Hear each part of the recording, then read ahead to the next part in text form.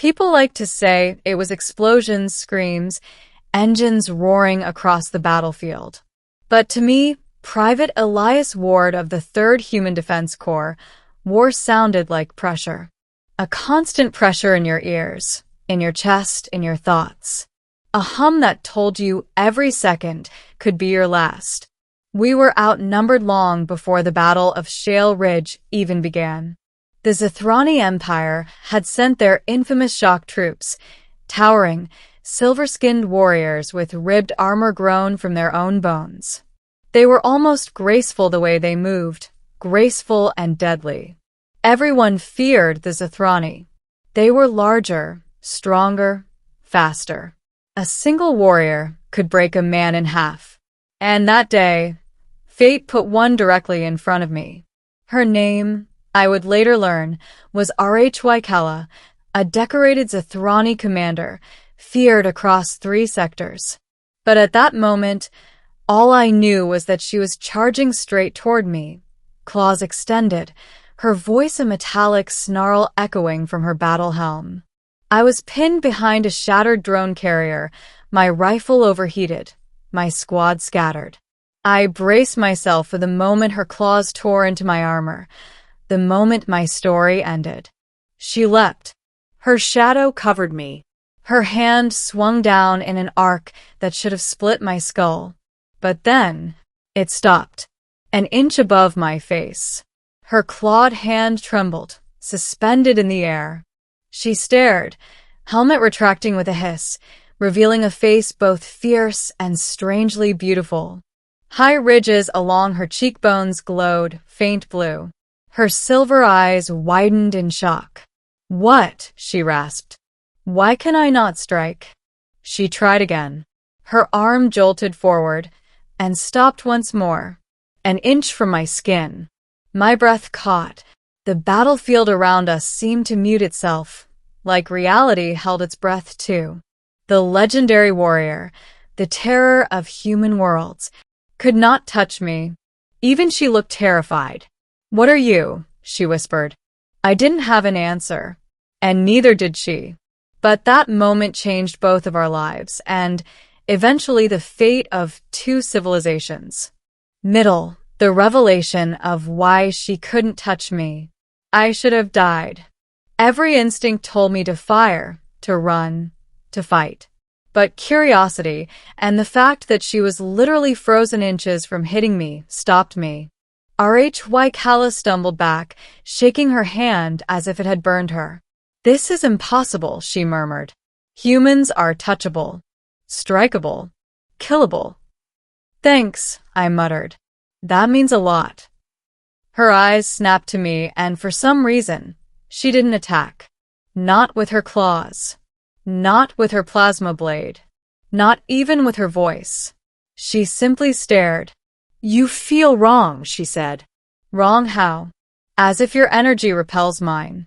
As if your life force is forbidden." Forbidden. I'd never heard an alien call me that before. Before either of us could understand what was happening, the ground shook. Human artillery pounded the ridge again. Zithrani troops fell back. My comm crackled with my commander's voice. "Ward, get to extraction." But rhycommunity stepped between me and the retreat path. "Wait." Her voice wasn't threatening now. It was urgent, almost pleading. "I must understand what you are," she said. My hand should not have stopped. "No Zithrani warrior is unable to kill." "Not comforting," I shot back. She ignored the comment. Her head tilted, studying me like I was some strange new star. "Come with me." "No." "Then I will follow you." "That's worse." She blinked in confusion. "Is it?" I realized something. She wasn't trying to capture me. She genuinely didn't know what was happening either. But the battlefield didn't care about our confusion. A human drone swooped low, scanning for hostiles, and locked onto her. "Down," I shouted instinctively. Before I knew what I was doing, I grabbed her arm to pull her behind the wreckage. And that was when the world shifted. Because when I touched her, she collapsed. Not from injury, from shock. Her knees buckled, as if my hand had drained the strength from her. Her silver eyes widened again, then softened, almost reverent. "You touched me," she whispered, as if she couldn't believe it. And my body did not resist it. I released her immediately. "Sorry, I didn't mean—" "No," she interrupted, breathless. "You can touch me. Humans cannot. It should be impossible." "Why?" Her answer came slowly. "Because my people carry a biological imperative, a protective instinct encoded by our ancestors. We cannot touch anyone carrying forbidden DNA." "Forbidden DNA?" She nodded. "It belongs to a bloodline that vanished millennia ago. The Primari. The first ones. A species we served and feared." I swallowed. "And you think I have that?" "I do not think." She leaned closer, eyes glimmering. "I know." Then she said the words that changed everything. "Human, your bloodline outranks my entire empire. The truth and the danger. After extraction, I should have left her behind. Instead, the Zithrani lines had collapsed enough for human forces to overrun that part of the ridge. Rhycommunity didn't flee. She followed me. My squad found me escorting a towering alien warrior who refused to leave my side. There were weapons raised. Shouts. Confusion. "Elias," she warned softly, "do not let them touch me. My body will protect itself, and they may die." That's not reassuring. I am telling you, so you do not lose your comrades. Hard to argue with that. I got her aboard the prisoner dropship. Barely. But she didn't act like a prisoner. She sat across from me, eyes fixed on mine, studying me the way a scientist studies a star. "What exactly does this forbidden bloodline mean?" I asked at last. She hesitated. "It means you outrank every Zithrani. I'm a private. In human hierarchy," she clarified. "In ours, you are something else." She exhaled slowly. "My people were engineered centuries ago to protect the Primari. Their scent, their energy, their DNA, all triggers of absolute deference. We cannot strike them. And humans have that? No. Only you. Just me.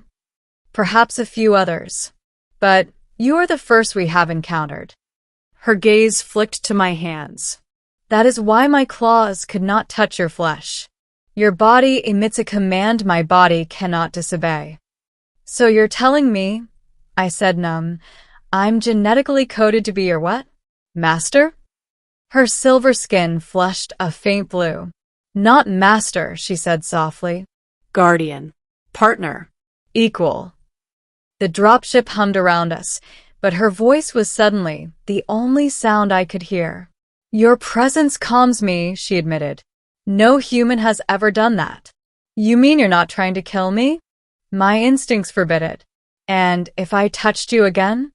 She inhaled sharply. "Your touch overwhelms me. Not painfully. Not violently." She paused. "Intimately." My heart jumped.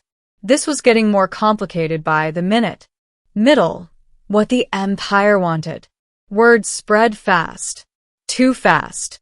Within hours of her capture, human scientists and commanders swarmed the holding facility. They wanted to experiment, analyze, dissect the meaning of this genetic connection. Rhycommunity tolerated none of it. She never let anyone else near her, except me. When guards tried to restrain her, her energy field flung them back. When a scientist tried to take her blood, she nearly knocked down a reinforced wall. But the moment I entered the room, she went still. Calm. Controlled. Like I had pressed a hidden switch. "Elias," she said the second I stepped inside. "They fear me. They fear what you can do." "They should," she said bluntly. "But I do not fear you. That is the difference." A commander pulled me aside. "Ward," he whispered urgently, This alien's behavior suggests you are some kind of key to their biology, to their empire. We need to figure out why." But hfycommunity had already figured it out. That night, when the facility lights dimmed and the halls fell silent, she approached the observation window of her containment cell. "Human," she said, "your leaders think they can use you to control us." "They won't. They will try," she insisted. I swallowed. "What do you want from me?" Her silver eyes softened. "To understand why your presence humbles me. To understand why my body knelt the moment your hand touched mine. To understand why your heartbeat echoes in my senses." I froze. "My what?" "I can hear it." Her voice lowered to a whisper. "Your heart, your fear, your confusion. But when you stand near me, I feel something else." She pressed her palm to the glass. Peace. No one, not one human soldier, had ever described a Zithrani warrior as peaceful. "Let me out," she said, voice trembling for the first time. "Elias, please." It wasn't a command. It was a plea. One that shattered the last bit of distance between us. The escape and the confession. I shouldn't have done it. But something inside me, maybe something from that mysterious, forbidden bloodline, couldn't walk away from her. Couldn't let her be treated like a thing. I released her from the containment cell during the early shift change. She stepped out, towering over me, not as a prisoner, but as something I didn't yet understand. "Elias," she whispered, "you risk much for me. I couldn't let them hurt you." Her eyes shone with a soft, glowing blue light. "You show me mercy.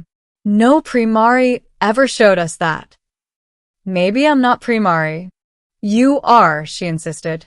"But you are something they never were." She stepped closer. "Human."